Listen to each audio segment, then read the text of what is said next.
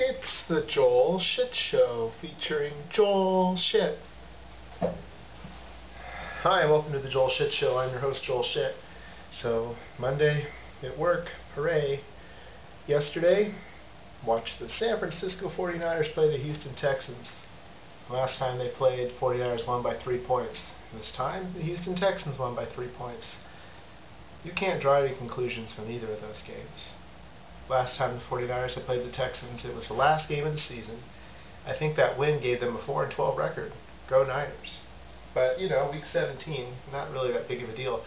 Yesterday's game, a bigger deal, Niners also were going for their 4th win, but this time it was in week 7, and it didn't work out. Fell behind early, pulled Shaun Hill, brought in Alex Smith. Alex Smith, he looked pretty good. Nobody had planned to face Alex Smith, I guess, so we'll see how it goes. Throw him right into the fire, have him play the Colts. Man, the 49ers beat the Colts, can you imagine? But, I don't know. I will say that I've always believed in Alex Smith.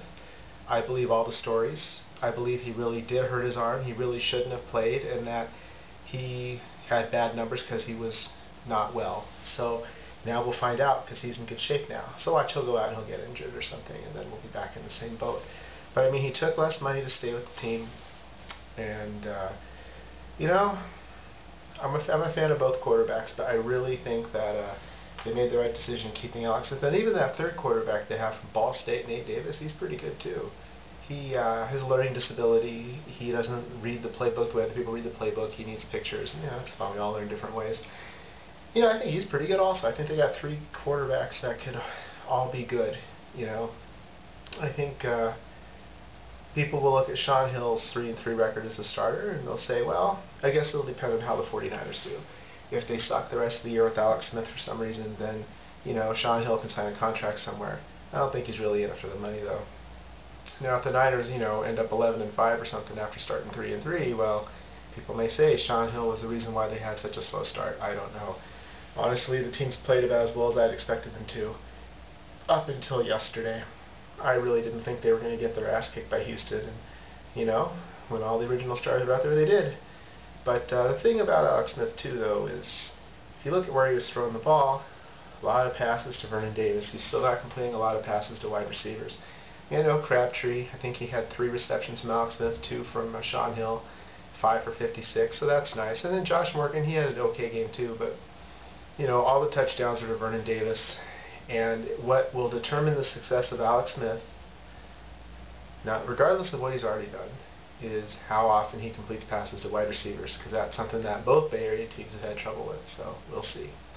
But I just read this line, I thought it was pretty funny. The 49ers offense now features Krabs and VD. Of course, Michael Crabtree and Vernon Davis.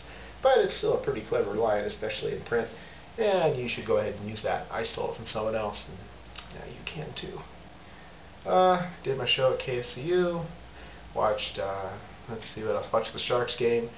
San Jose Sharks beat the Philadelphia Flyers 4-1. Brian Boucher was in net against his former team. I had picked him up in my fantasy hockey league because I needed another goaltender because Vesatoskala's on IR.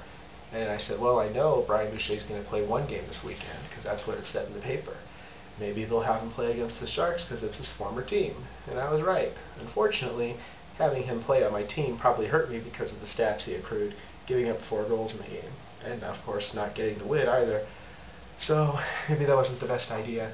Sharks didn't take that many shots either, so the save percentage wasn't good. So it was kind of a waste of a start. Probably would have been better off just not playing anyone that day. How do you know these things? I also watched the Los Angeles Angels of Anaheim get eliminated by the New York Yankees as they completely came apart in the 8th inning.